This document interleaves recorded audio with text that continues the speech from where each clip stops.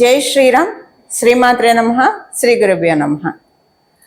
2026 సంవత్సరం ఆగస్ట్ 2వ తారీఖు నుంచి 2026 సంవత్సరం సెప్టెంబర్ 2వ తారీఖు వరకు కూడా ఖగోళంలో ఒక విశేషాంశం గోచర రీత్యా చోటు చేసుకుంటుంది.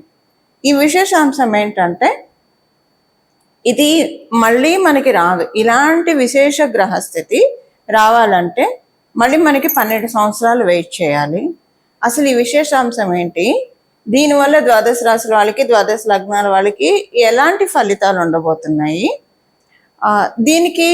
దీన్ని మనం బలోపేతం చేసుకోవడానికి, ఏదైనా ఒక విశేషాంశం ఉందంటే దాన్ని బలోపేతం చేసుకోవడానికి ఏ పరిహారాలు చేసుకోవాలి, అసలు ముందుగా ఈ విశేషాంశం దేన్ని సూచిస్తుంది, ఏ గ్రహాల వల్ల ఈ విశేషాంశాన్ని మనం చూడబోతున్నాం, ఇది మనం ఇప్పుడు మొదటగా చూద్దాం. మనందరికీ తెలుసు, దేవగురువైన బృహస్పతి తన ఉచ్చక్షేత్రమైన కర్కాటక రాశిలో ఆయన సంచారం ఉంది.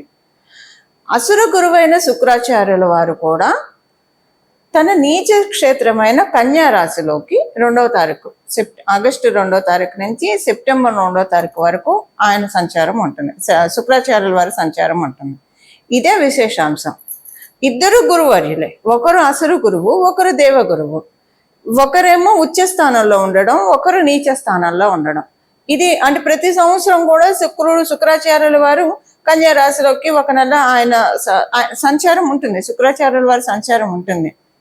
కాకపోతే ఇప్పుడు దేవగురువైన బృహస్పతి అంటే ఒక గురువు ఉచ్చ రాశిలో ఉండడం, ఒక గురువు నీచ రాశిలో ఉండడం, ఇది ఎలాంటి ఇంపాక్ట్ సూచిస్తుంది. ఇది నిజంగా ఒక చాలా విశేషాంశము. మళ్ళీ మనకి ఇలాంటిది గురు భగవానుడు మళ్ళీ గురుదేవులు వారు మళ్ళీ కర్కాటక రాశిలోకి రావడానికి 12 సంవత్సరాలు పడుతుంది. కర్కాటక రాశి నుంచి జరిగిపోయాక మళ్ళీ మనకి ఈ 1 మంత్ ఉండే ఇది ఈ విశేషాంశం చూడటానికి మనం 12 సంవత్సరాలు వేచి ఉండాలి. అప్పుడు మళ్ళీ మనకు వస్తుంది. అసలు ఏంటండి ఈ విశేషాంశం వల్ల మనకి ఏంటి లాభము? మనకి గురు భగవానుడు ఉచ్చ స్థానంలో ఉండడం, అంటే శుక్రాచార్యులు వారు నీచ పొంది ఉన్నారు కదా, అది ఎలా ప్లస్ అవుతుంది? ఇద్దరు ఉచ్చ స్థానాల్లో ఉంటే అప్పుడు అది చాలా ప్లస్ అవుతుంది. మళ్ళీ ఆయన అలా వచ్చినప్పుడు మళ్ళీ మనం మాట్లాడుకుందాం. ఉచ్చ స్థానంలో ఉంటే అది ప్లస్ అవుతుంది, కానీ నీచ స్థానంలో ఉన్నాడు కదా, నీచ స్థానంలో ఉంటే ఎలా ప్లస్ అవుతుందంటే, ఎవరి జాతకంలో అయినా అసలు మనందరికీ కూడా ఒకళ్ళ జాతకం అనే ఉంది. ప్రతి ఒక్కళ్ళ జాతకానికి శుక్రబలం అనేది అనివార్యం, కావాల్సిందే. శుక్రబలం ఉండడం వల్ల మేజర్ ప్లస్ పాయింట్స్ ముందు మనం తెలుసుకుందాము. చాలా ఈజీ గోయింగ్ నేచర్ ఉంటుంది. ఇది కూడా ఇంత చిన్నదాన్ని చిలువలు పలవలు చేసి పెద్ద సీన్ క్రియేట్ చేసి పెద్ద డ్రామాలు క్రియేట్ చేయడం ఇలా ఉండదు. ఫర్గెట్ అబౌట్ ఇట్ అనుకుంటారు, వెళ్ళిపోతారు. ఏదైనా ఒక హర్టింగ్ జరిగినా, ఏదైనా ఒకటి వాళ్ళకి చీటింగ్ జరిగినా, ఏది జరిగినా కూడా సరే కాలగమనంలో ఇలాంటివి జరుగుతూ ఉంటాయి అంతే. ఇక్కడ గురుబలం కూడా కలిసి ఉంటే, గురు శుక్రుల బలం ఉంటే ఎలా ఉంటుందంటే, మేబీ వీడు కాకపోతే ఇంకొకళ్ళేమో, అంతే. ఇక్కడతో అయిపోయింది. ఇక్కడతో మనకున్న కర్మ పెండింగ్, పాపకర్మ క్షయం అయిపోయింది, అంతే. ఇంకా ముందు మనల్ని మనం రిఫైన్ చేసుకుందాం. ఇంకా ముందు మనల్ని మనము ఇలాంటి పాపకర్మల్లో ఇన్వాల్వ్ అవ్వకుండా పుణ్యకర్మల్లో మనం పెట్టుకుందాం, సత్కర్మల్లో మనం పెట్టుకుందాం. అసలు ఏదైనా కూడా ఈజీ గోయింగ్ నేచర్ని ఇస్తాడు. అసలు మామూలుగా కూడా శుక్రాచార్యుల వారు ఒకటి కాంపిటేటివ్ ఎగ్జామ్ రాశారు, సక్సెస్ రాలేదు. సో ఇంకా నేను ప్రయత్నం చేయాలేమో, అంతే. అది పెట్టుకొని ఏదైతే క్యాలిక్యులేటెడ్గా ఉంటారు, చాలా ప్రొడక్టివ్గా ఆలోచిస్తారు. ఏం ఆలోచిస్తే వాళ్ళకి ఫ్యూచర్కి గ్రోత్ ఉంటుందో, అంతేకాని అది రాలేదు అని ఇంకా అదే పట్టుకొని అదే తవ్వుకొని అలా ఉండదు శుక్రాచార్యుల వారి బలం అంటే. అలాగే ఉద్యోగంలో కావచ్చు, వ్యాపారంలో కావచ్చు, ఎక్కడైనా స్పీడ్ బ్రేకర్లు మనకి రోడ్డుకి ఎంత అవసరమో, స్పీడ్ బ్రేకర్లు లేకపోతే యాక్సిడెంట్స్ అవుతాయి. అలాగా మధ్యలో ఇలాంటి సిచ్యువేషన్స్ మన జీవితంలో వచ్చేది. ఏదన్నా కొంచెం వృత్తిలో కావచ్చు, వ్యాపారంలో కావచ్చు, ఒడిదుడుకులు వచ్చాయంటే అదొక స్పీడ్ బ్రేకర్. దేవత మనకు అందిస్తున్న ఆశీస్సులు. ఈ స్పీడ్ బ్రేకర్తో మనం స్లో అయినా తర్వాత నార్మల్గా వెళ్ళిపోతుంది. అక్కడ స్పీడ్ బ్రేకర్ లేకపోతే ఎలాగైతే వాహన ప్రమాదాలు జరుగుతాయో, ఇక్కడ లేకపోతే మేబీ మొత్తానికి ఉన్న యోగం అంతా కొలాప్స్ అయిపోవచ్చు. అందువల్ల ఇలా జరుగుతుంది. అంటే థాట్ ప్రాసెస్ ఇలా ఉంటుంది.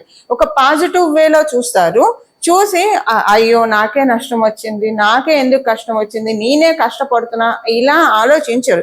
ఇలా ఆలోచిస్తూ ఉన్నారంటే జరిగినవి తవ్వుకుంటూ ప్రపంచంలో ఎక్కడ లేని కష్టాలు మనకే ఉన్నట్లు వాళ్ళకే ఉన్నట్లు భావిస్తే ఇది శనేశ్వరుడు బ్యాడ్ శనేశ్వరుడు ఇన్ఫ్లుయెన్స్ వల్ల ఇలాంటి ప్రాబ్లమ్స్ వస్తాయి. అదేమవుతుందంటే పదే పదే పదే పదే అలా ఆలోచిస్తున్న వాళ్ళు వాళ్ళ జీవితంలో జ్యేష్ఠాదేవిని ఆహ్వానిస్తున్నట్టే. ఆవిడకేంటి ఎప్పుడు దుఃఖంతో కొమిలిపోతూ ఉండడం, జరిగినవి తలుచుకుంటూ ఉండడం, వగచిపోవడం ఉండడము, గోవింద గోవింద గోవింద ఇలాంటివన్నీ ఆవిడకి ఇష్టం. అందువల్ల ఏంటంటే, ఓ మీరు నన్ను పిలుస్తున్నారా, ఎందుకు మీరు అంత శ్రమపడి పిలవడం, నేనే వస్తాను కదా, కాల్ అవే అని ఆవిడ చెప్తూ ఉంటారు. అలా మనకి అది వద్దు కదా, మనకి కావాల్సిన ఏంటి, పరిపూర్ణ శ్రీలక్ష్మి కటాక్షం కదా. అంటే శుక్రాచార్యుల వారి బలం ఎందుకు కావాలి, ఒక డబ్బులు లావిష్ లైఫ్ లగ్జరీ లైఫ్ అని అనుకోకండి. ప్రతి దాంట్లో మనకి సక్సెస్ కావాలంటే మంగళ స్ట్రెంత్ ఉండాలి, కానీ దానికి థాట్ ప్రాసెస్ ఉండాలి కదా. దానికి బుధుడు శుక్రుడు కూడా బలం తోడు వేయాలి. ఎవరికైతే బుధ శుక్రుడు కలిగి ఉంటుందో వైజ్ డెసిషన్స్ తీసుకుంటారు, రైట్ టైంలో రైట్ డెసిషన్స్ తీసుకుంటారు. అనుకుంటారు అసలు ఏం ప్లానింగ్ చేశారా వాళ్ళు, ఎంత చక్కగా ఎదిగారా లైఫ్లో, అలా అనుకుంటాను చూసారా. అది బుధ శుక్రుల బలం ఉంటేనే అంటారు. సో అందులో శుక్రాచార్యుల వారి బలము గోచారంలో, గోచారంలో నీచపడి ఉన్నాడు కాబట్టి, ఎప్పుడు నీచపడితే మనం బలం పెంచుకోవాలంటే అవ్వదండి. మీ జన్మజాతకంలో ఒకవేళ నీచలో ఉంటే ఇది ఇంకా ప్లస్ అవుతుంది. మీ జన్మజాతకంలో శుక్రాచార్యుల వారు లగ్న చాట్లో కానీ నవాంశ చాట్లో కానీ నీచపడి ఉన్నారంటే, ఇప్పుడు ఇది మీరు దాన్ని కరెక్ట్ చేసుకోవడానికి కనీసం ఒక 3 to 5 years కరెక్ట్ చేసుకోవడానికి, బలాన్ని పంపించేసుకోవడానికి. ఇప్పుడు మన ఇంట్లో నీళ్ళు రాకపోతే పక్క బిల్డింగ్ వాళ్ళ నుంచి చాలా మంది చూగుతా నీళ్లు లాక్కుంటారు. సో ఆ స్కేర్సిటీ వాళ్ళకి అక్కడ తెలియకుండా, అలా మనకు గోచారంలో వచ్చేది లాక్కోవడానికి. ఒకవేళ శుక్రాచార్యుల వారి బలం ఉంటే ఇంకా పెరుగుతుంది. ఏమండి మనకి మంచి విషయాలు జరిగితే వద్దని మనం చెప్తామా, చేదా కాదు కదా. సో అలాగా మనకి ఉండడానికి వీటన్నిటికీ కూడా అంటే ఒక మంచి థాట్ ప్రాసెస్ ఇస్తాడు శుక్రాచార్యుల వారు, మంచి థాట్ ప్రాసెస్ ఇస్తాడు, బుద్ధి బలాన్ని ఇస్తాడు. అలా బుద్ధి బలాన్ని, ఆయన ఉన్నది కూడా కన్యా రాశిలో కదా, బుద్ధ భగవానుడు రాశి కాబట్టి ఇలా బుద్ధి బలాన్ని, ఇంకా అందరికీ తెలిసిందే మంచి బట్టలు కట్టుకోవాలి, మంచి ఆర్నమెంట్స్ ధరించాలి, చక్కటి ఫుడ్ తినాలి, మంచి ఇంట్లో ఉండాలి. ఇవన్నీ బేసిక్ నీడ్స్ ప్రతి ఒక్కళ్ళకి ఉంటాయి. సో ఇందులో ఆర్నమెంట్స్ పోని పక్కన పెట్టేస్తే మంచి బట్టలు, మంచి తిండి, అలా మంచి ఇంట్లో ఉండడం, ఇదైతే బేసిక్ నీడ్స్ కదండి. తిండి, గూడు, బట్ట అని మనం చెప్తూ ఉంటాం కదా.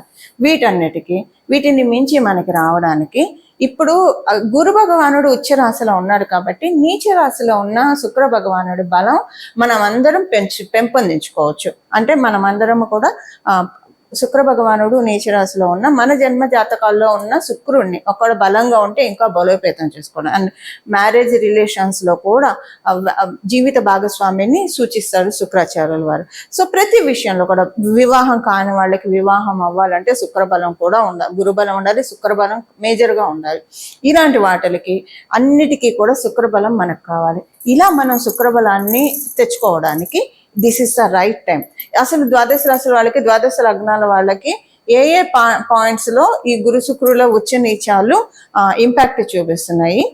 పరిహారము అందరికీ ఒకటే పరిహారం ఉంటుంది, అది చేసుకుంటే మనకి స్ట్రెంగ్త్ బాగా పెరుగుతుంది. పరిహారం చివరిలో మనం తెలుసుకుందాం. అసలు ముందుగా ఏ రాశుల వాళ్ళకి ఏమేం చేయాలన్నది ఇప్పుడు మనం చూద్దాం. మకర రాశి, మకర లగ్నంలో పుట్టిన వాళ్ళకి,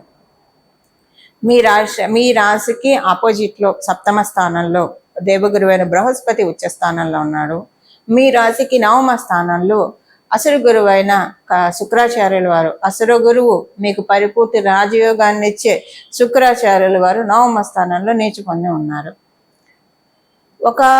ఇదేంటంటే ఇక్కడ మీకు గురుబలం సహజంగానే మకర రాశి మకర లగ్నంలో పుట్టిన వాళ్ళకి మీ జన్మగ్రహ స్థితిలో గురుబలం ఉంటే మినహాయించి గురుబలము తక్కువగా ఉంటుంది మకర రాశి మకర లగ్నంలో పుట్టిన వాళ్ళకి. అంటే మళ్ళీ మీ గ్రహస్థితిలో గురుబలం ఉంటే అది వేరు, ఒకవేళ గురుబలం లేకపోతే పెంపొందించుకోవాల్సి వస్తుంది. ఇప్పుడు గురుబలం పెంపొందించుకుంటే ఏమవుతుంది, అదృష్టం ఉంటుంది, ఆనందం ఉంటుంది, సంతృప్తి ఉంటుంది, అంతే. ఇంతకు మించి ఏం కావాలి జీవితంలో చెప్పండి, ఇవన్నీ సమకూరుతాయి. అయితే మీకేంటంటేనండి, ఇప్పుడు మనం ఒక చిన్న క్యాలిక్యులేషన్స్ చూద్దాం. దేవగురువారు బృహస్పతి మీ రాశిలో నీచ పొందుతాడు. ఇప్పుడు ఆయన మీ రాశికి అపోజిట్ రాశిలో ఉన్నాడు, ఉచ్చ స్థానంలో ఉన్నాడు, చాలా పవర్ఫుల్ సిచ్యువేషన్ లో ఉన్నాడు మీకు గురుబలాన్ని పెంపొందించుకోవడానికి. అలాగే మీ రాశికి పరిపూర్తి రాజయోగాన్ని ఇచ్చే అసురు గురువైన శుక్రాచార్యులు నీచలో ఉన్నారు, మీకు నవమ స్థానంలో ఉన్నాడు. కాలపురుషుడు కుండలిలో నవమ స్థానం ఏమవుతుంది, ధనుసు రాశి అవుతుంది. అంటే ఒక రకంగా చెప్పాలంటే ధనుసు రాశిలో ఉన్నట్లు కొంత కొంత క్యాలిక్యులేట్ అవుతుంది అది. అలాగే కాలపురుషుడు కుండలిలో చతుర్థ స్థానానికి కారకుడు శుక్రాచార్యుల వారని మనకి పరాశర సంహిత చెప్తుంది. సో అంటే ఇక్కడ గురు శుక్రులు ఇద్దరు వైస్ వర్సాలో ఉన్నారు.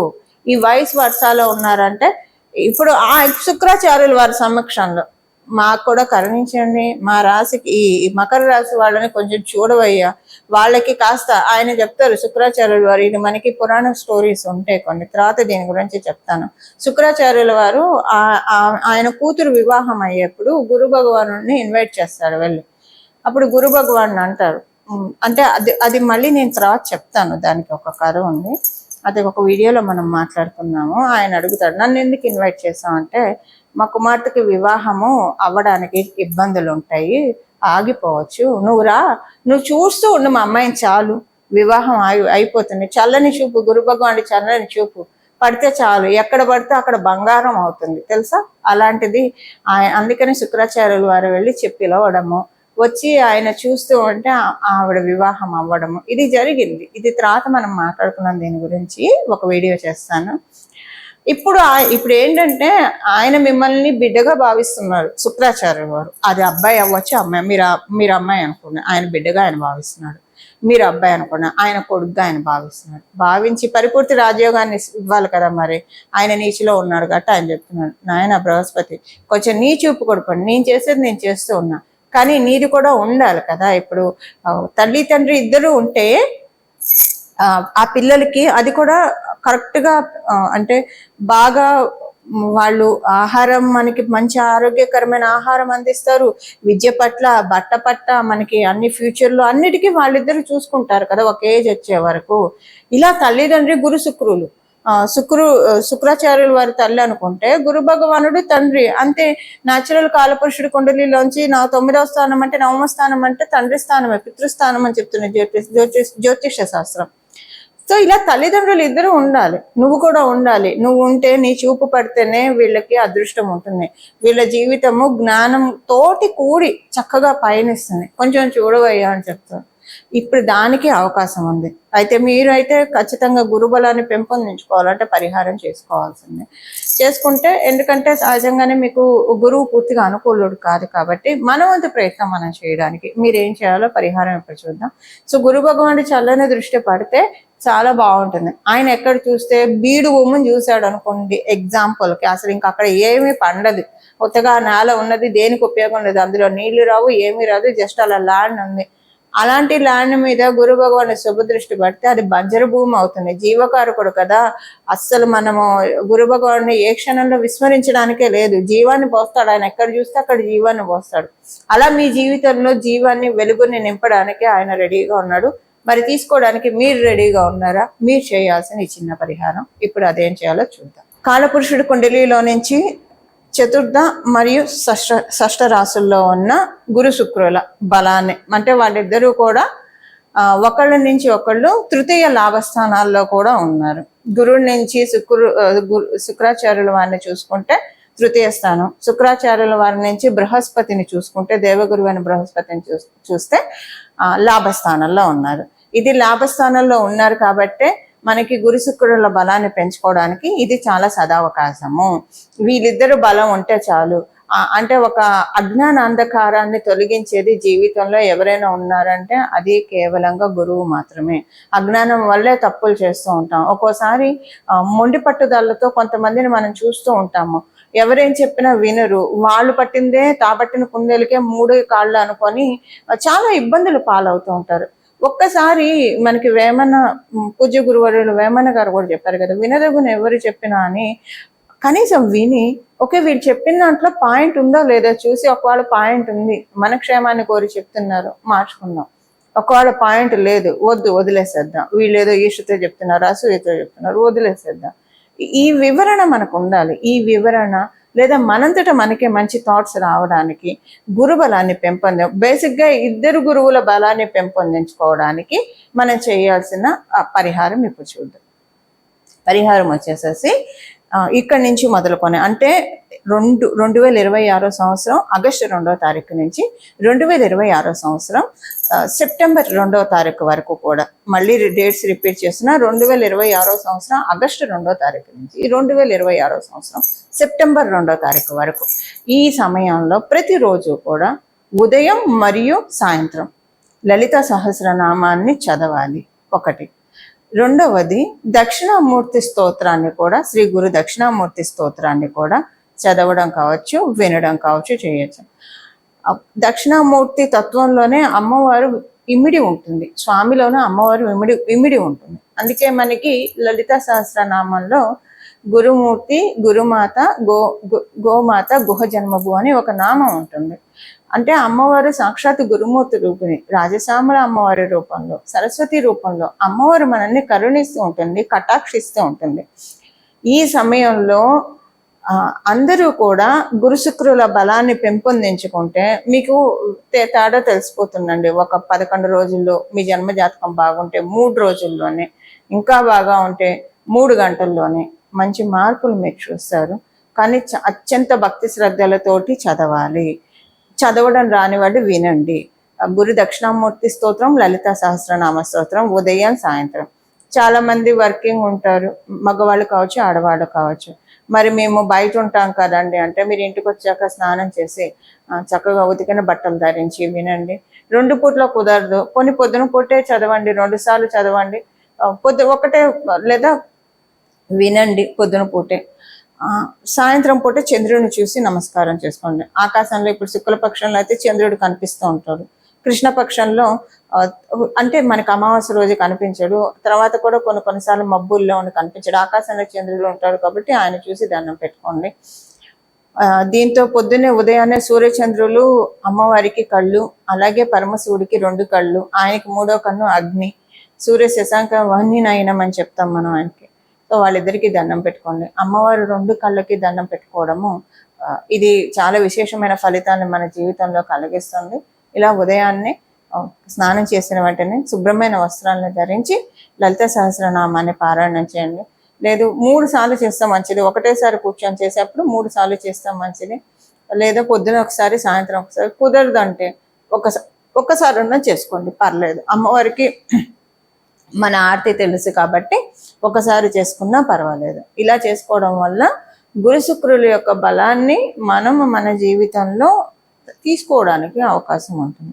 ఇక్కడ నుంచి ఒక 3 సంవత్సరాల్లో మంచి మార్పులు మనం చూడడానికి, ఒక 3 సంవత్సరాల వరకు ఇప్పుడు మనం తీసుకున్న ఈ నెలలో మనం తీసుకున్న బలం రిటర్న్ అవుతుంది. అందులో ఇప్పుడు చూస్తున్నాం కదా రెసిషన్ అని.